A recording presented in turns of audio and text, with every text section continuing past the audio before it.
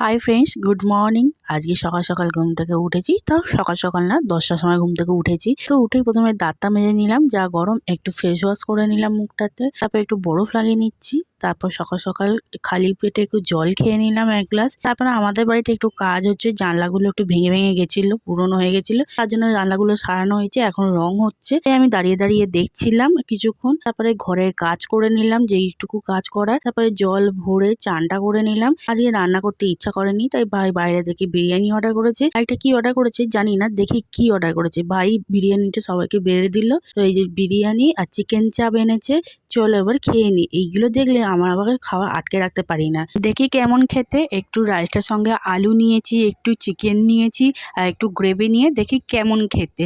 গন্ধটা কিন্তু দারুণ আসছে, খেয়ে দারুণ লাগলো কিন্তু। তো হেভি হয়েছে। তো আমি খেতে থাকি, তারপর একটু শুয়ে নিলাম। তো আজকের মতন টাটা।